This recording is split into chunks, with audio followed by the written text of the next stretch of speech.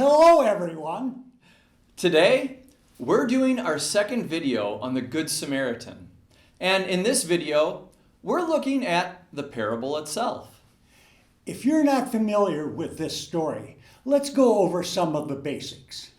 The story focuses on a priest, a Levite, a Samaritan, and also an Israelite who is in need of help. The priest and the Levite would have been expected to help because they would have been thought of as the good guys, and the Samaritan would have been seen as the bad guy. And while there are lots of interesting things in the story, we want to focus on just one part today. All three of them had a choice. They could choose to help or choose not to help. We might think that choosing to help should be obvious. Why would anyone, especially the good guys, choose not to help?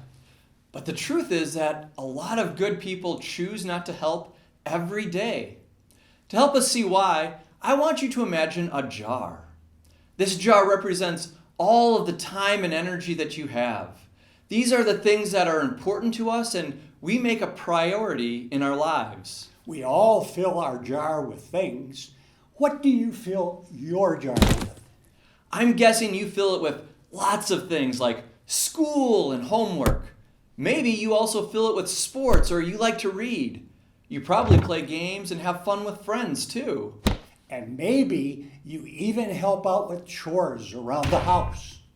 As you look at this jar, you'll see that it's filled with all kinds of really good things up to the top, really good and important things.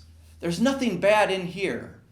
But if we let it get too full, all of a sudden we realize that we don't have room for anything else. That's when we have to make a choice, just like the characters in the story of the Good Samaritan.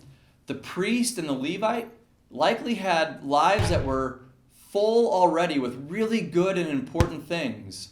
But when they see this person who needs help, the choice they have to make is to take something good and important out of their jar to make room to help.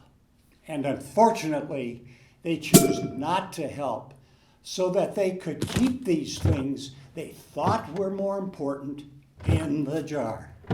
But the Samaritan did the opposite. He took things like his time, money, and even his safety out of his jar so that he could make room to help this person who needed it. And so, part of being a good neighbor isn't just about knowing who your neighbor is. It's also about making a choice. We have to choose to take good things out of our jar to make room in our lives to help others who need it. In this story, the man needs help because he's hurt, but there are other ways people need help too. Sometimes it means making sure people have enough of what they need, like food or clothing, and sharing what we have. But sometimes people need help in ways that aren't as noticeable or dramatic. Maybe someone is sad or lonely and just needs a friend. Maybe someone gets in trouble a lot or has a hard time at school and they need someone to show them the right way to do things.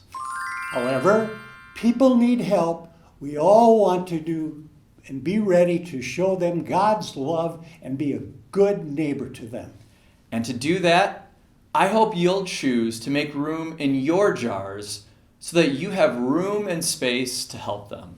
And I hope that helps you all understand our scripture passage just a little bit better. Goodbye, everyone.